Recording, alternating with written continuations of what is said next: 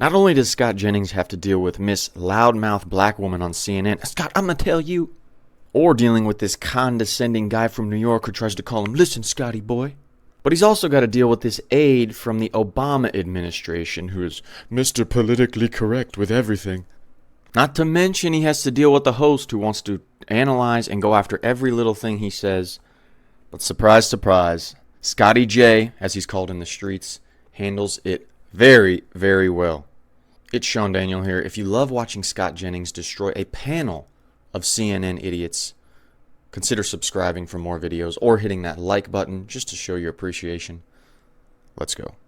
Tonight, no deal. President Trump announces he is ending trade talks with Canada over its plans to levy a tax that disproportionately impacts U.S. big tech companies. Trump on social media calling it, quote, a direct and blatant attack to our country, adding that the administration will inform Canada that the tariff rate that they'll be paying to do business within the next 7 days. But when he was pressed for more details about this decision, the president insisted that the U.S. still maintains the upper hand in these negotiations. Canada's been a very difficult country to deal with over the years. Economically, we have such power over Canada. I'd rather not use it, but they did something with our tech companies today trying to copy Europe. You know, they copied Europe. It's not going to work out well for Europe either, and it's not going to work out well for Canada. They were foolish to do it.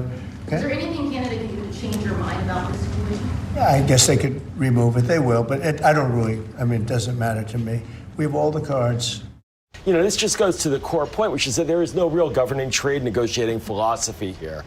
We have the Liberation Day in early April. That kind of went south. Then it's Taco Trump. He says he's going to get deals now. Scott Bessent, the Treasury Secretary, says maybe we'll get deals in September, perhaps. I don't think there's any driving force or narrative that we can grab onto about what his trade strategy really is. I can educate you if you'd like. Please so, do. number one, Sure. we already have a deal with Great Britain. Number two, we're dealing strongly with the Chinese, and those conversations are No where they deal are. with China. Number three, all these other conversations are ongoing, and it's more than just the tariff rates. It's the non-tariff trade barriers that they're trying to get right. A lot of countries do things that make it very difficult for U.S. companies to do business. So they have put a lot of balls in the air here, and you can't deny the results. And even economists now, who are predicting gloom and doom, are having to admit maybe, one guy even said this week, maybe Trump outsmarted us on this. And today, just today, the stock market hit a record high. So it seems to be working out, and the driving force is we're getting better deals for America,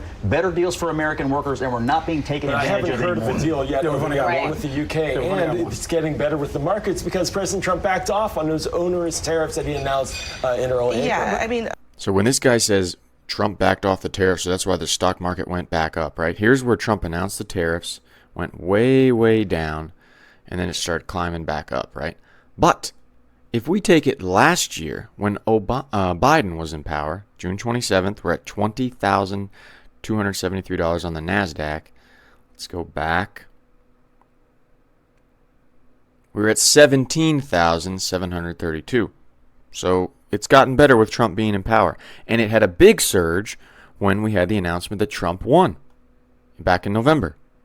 well, let's play what Trump said about this, because you got to remember, in a couple of days, we're supposed to be hitting the 90-day mark in which you're supposed to have 90 deals in 90 days. And here's what Trump is saying now about whether that's going to happen. Which countries, if any, are close to agreements with the administration? Well, that's an interesting question. We've made a deal with China. We've made a deal with probably 4 or 5 different countries. With the UK, it was a great deal for both. And we're in the process of making some others. But you know, we have 200 countries. You could say 200 countries plus. We can't do that.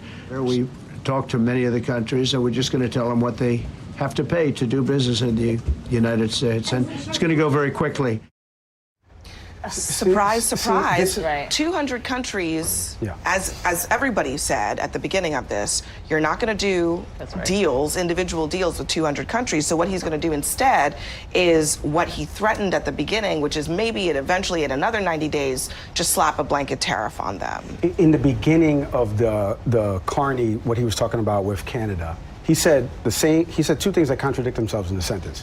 He said, Surprise. they'll probably agree, but I also don't care. Well, those two things are in direct opposition of each not other. much guidance. Yeah, because this is our largest trade partner, as you just mentioned before. This is $762 billion. This is North America. This is our ecosystem. Like, we want to play nice with Canada and Mexico. After all, didn't you introduce the USMCA? Am I mistaken by that? That was the greatest trade deal of all time, Scotty boy? Do you not remember that? Do we not remember? They mean more to them than they mean to us. He's right. We have the leverage here. For Donald Trump, time. You see how condescending this a-hole is? Calls him Scotty boy. See, these liberals get so mad about stuff. They just want to jump in and call names. And Scott, listen to what Scott just said. He said, they mean more to us than we mean to them. Which is true when you look at the export-import numbers. Mexico. After all, didn't you introduce the USMCA? Am I mistaken by that? That was the greatest trade deal of all time, Scotty boy? Do you not remember that? Do we not remember? They mean more to them than they mean to us. He's right. We have the leverage here. We mean more to them than they mean to us. I can't believe how viciously, demeaning these liberals are on CNN. And this lady doesn't know what the hell she's talking about. Donald Trump, time is a flat circle. And he throws out timelines and deadlines. They mean nothing to him.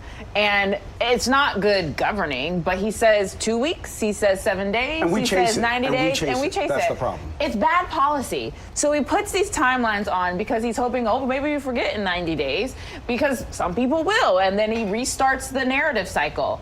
It's bad policy. I know that you had a good day in the stock market. I'm not going to deny it because I believe in truth. And I believe in facts. But that compared to the past. CNN person believes in truth. That's a headline right there.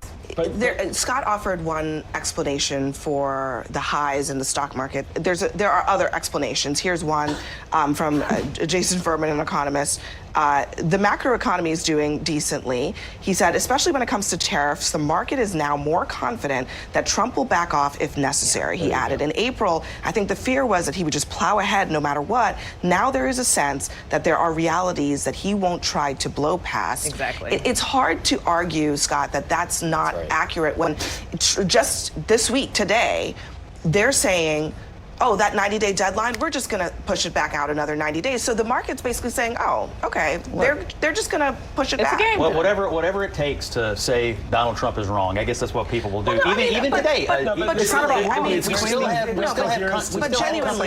genuinely, maybe you could argue that this is a negotiating tactic that is working fine. But the truth is, Trump is in fact backing down, and the markets have calmed because of that. Yeah, he's doing what he thinks he needs to do with individual situations. And look also what's happening with individual companies. We had reshoring announcements this week. General Electric in my home state of Kentucky decided to reshore a bunch of jobs. The CEO of General Electric said the current policy environment is why we're doing it. So they're bringing a whole bunch of jobs from overseas back to the United States. You have announcement after announcement after announcement on top of these great gains in the market. Maybe sometimes the answer is, hey, maybe it's working. Maybe it's working. But it's not. But if you tell me you're going to do 10 things and you do one of them and you keep claiming victory and the other 9 are just coming down the... What about the economy are you unhappy about today? Me personally, because I could easily go into the what about another the market? bigger picture problem here. But wait a minute. The market. Hold on one second. Just on the market. Wait a minute. When the market was plummeting, the market didn't matter. But today the market is good, so now it matters. And this is the double talk we're talking about. It's like the reason why people are hesitant to be like, yes, this is good, Donald Trump, because y'all don't do it either. People are not being honest brokers on these things. People who voted for Donald Trump as working class Americans are still struggling today as they were on November 5th. That is a fact. So they don't care that those arrows on that paper are green. Just like you told me they didn't care when those arrows were red. Look. We have low gas prices right now. We have jobs coming back to the United States. We have inflation rates slowing. You sound like me on November 4th. I mean, we have a lot of and that was the day before the election, we have a and lot we of lost. Positive green shoots in the economy, and you don't seem to want to acknowledge it. It's kind of working. There are positives. This is what we mean when we talk about black fatigue. The hyper-strong, masculine, aggressive black woman right here, this CNN, not every black woman is like this, but this is what we're talking about with black fatigue as a side subject. You see how sassy and she tries to be to get her point across? Because Scott is staying calm and pointing out how much better the American economy is right now for everyday Americans.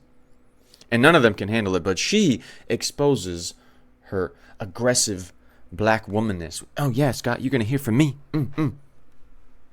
Yeah, like, we should take her word for stuff when she acts like that. Come on. Economy, and you don't seem to want to acknowledge it. It's kind of working. There are positives. You're enhancing it. I really don't understand the strategy of creating an enemy out of an ally.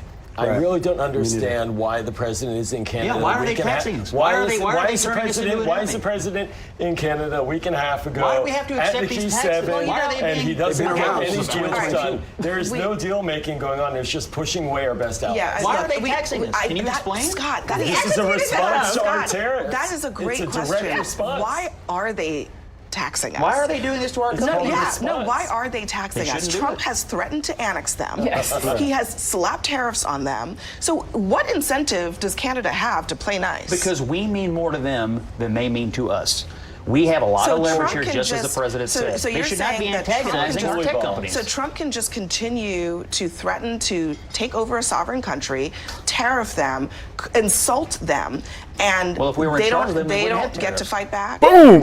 Fight back? I mean, if they want to I'm just saying, it doesn't seem antagonize like a good these strategy US to tech engender companies, friendship. There will That's all I'm be saying. there will be consequences of that in the ongoing negotiation. I don't understand why they thought this was a good idea. As Trump pointed out, Europe already does this. They shouldn't go that Yeah, direction. it seems the relationship is deteriorating, and largely because Donald Trump started it. But coming up next, Look at Scott, man. He's like, why do I put up with this every day?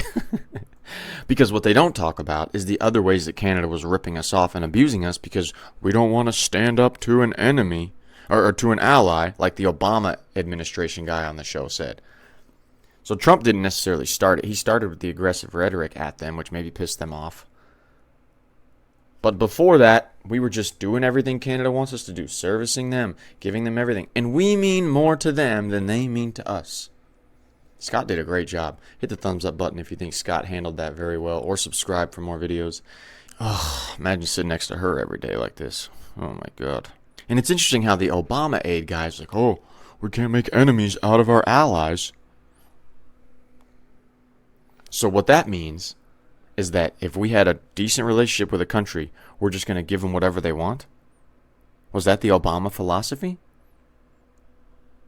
Or is he just saying that as a talking point while he's on CNN right now? I don't know how Scott can handle this every single day, man. That's got to be so exhausting to be armed and ready when you have to deal with 1, 2, 3, 4, sometimes 5 people thinking constantly about what to say against you. They have producers in their ears.